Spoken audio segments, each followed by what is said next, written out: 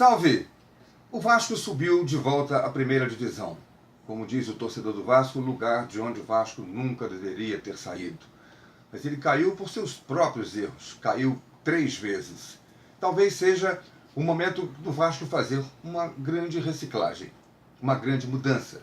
Uma mudança de planejamento, uma mudança de filosofia. O Vasco não pode ter time para todo ano ficar brigando para não cair. A história do Vasco não permite. É preciso reforçar o time. Essa última partida do Vasco mostrou em dados momentos os 2 Vascos que nós vimos ao longo do ano.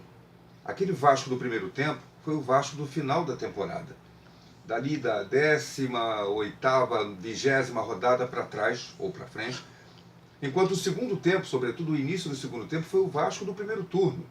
O Vasco do primeiro semestre, que foi campeão carioca, que colocou até 9 pontos de vantagem em dado momento no Campeonato Brasileiro da Série B, sobre o segundo colocado.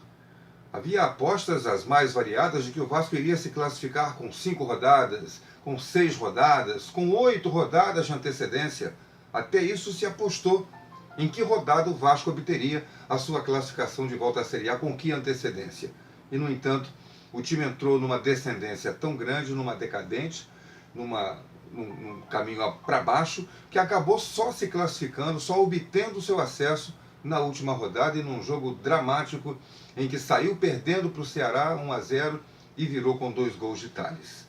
O verdadeiro Vasco, pelo menos o que a torcida espera, é esse Vasco do segundo tempo do jogo contra o Ceará. A gente não pode levar em conta apenas o que ficou dessas últimas rodadas do Brasileirão. O Vasco fez sim, na maioria dos seus jogos da temporada, ótimas partidas. Montou um elenco que era respeitado. Até no início do Brasileirão, nas primeiras 10 rodadas, por exemplo, se dizia que o Vasco tinha um time de Série A, jogando a Série B por causa da desclassificação do ano passado. O que aconteceu depois não há muita explicação. Nem Jorginho, nem o presidente do Vasco, seus diretores, nem a torcida, nem a crônica especializada, que é incumbida de analisar os resultados, os acontecimentos, consegue dar um motivo específico para a queda do Vasco. Mas ela aconteceu. E é hora de fazer uma grande mudança. Qual é o problema para a diretoria agora? O Vasco tem a maioria dos seus jogadores com contrato em vigor até o final de 2017. Ou seja, jogadores como Nenê, Andrezinho, Júlio César, Madison, Rodrigo, Tales, que é da base, Ederson, são jogadores com contrato em vigor até o final do ano que vem. Manter esses jogadores, dar uma renovada, emprestar alguns, se desfazer de outros, porque, como se sabe, vender um jogador, interromper um contrato, é preciso indenizar esse contrato. E o Vasco não tem um grande orçamento. Terá no ano que vem, certamente na Série A, um orçamento melhor do que teve agora, em 2016. Mas é preciso muito tato, muito talento, muita perspicácia para montar o novo elenco do Vasco.